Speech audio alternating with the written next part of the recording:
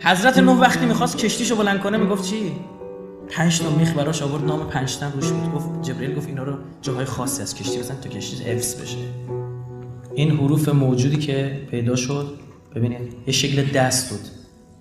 ای خدای من و ای یاور من، به رحمت و کرمت مرا یاری نما و به پاس خاطر این نفوس مقدسه محمد، ایلیا، شبر، شبیر و فاطمه، آنان که همه بزرگان و گرامی اند، جهان به برکت آنان برپاس، به احترام نام آنها مرا یاری کن، تنها تویی که میتوانی مرا به راه راست هدایت کنی.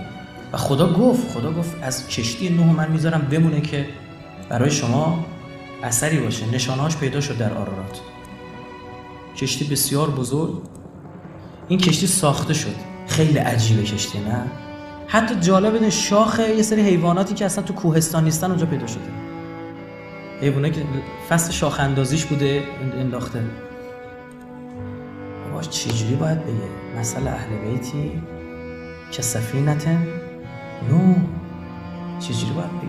چجوری باید بگه ان الحسین سوال و سفینتون نجات، سفینه نو، سفینه نجاته. من رکبه، هر کی سوار شد فنجا، هر کس تخلف فرزید فغرق. یه چیز جالب برای اولین بار میداره مطرح میشه خدمتتون عرض میکنم. این کشتی نوک کشتی نو ببینیم کجا رو نشون میده. من خط گذاشتم با هم،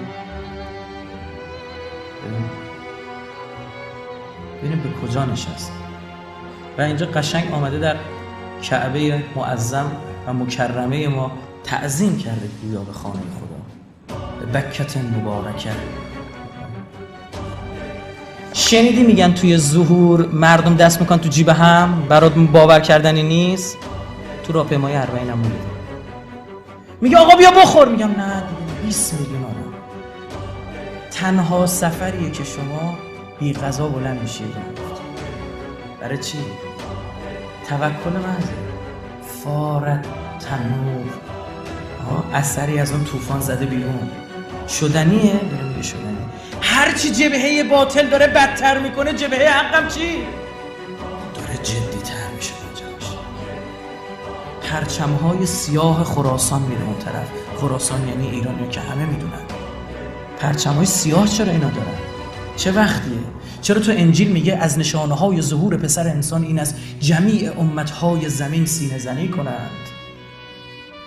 اگر حسینی موندی تو کشتی حسین موندی، این طوفانا رو به سر میبری. با تفکر حسین، با هیهات من نزله گفتنش، تجلی ظهور 40.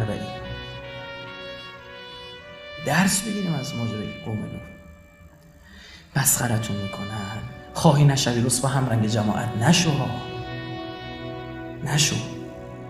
بذار رسوا بشی، مسخرت میکنن. بریم دعا بکنیم این کشور، این انقلاب خب با همین هدف شکل از روز اول مسخره میفتن. دیوانه نگهش می‌داریم کشتی. تصفیه هم شروع شده، نه؟ فتنه پشت سر فتنه. یه عده رو پول بود، یه عده رو مقام بود.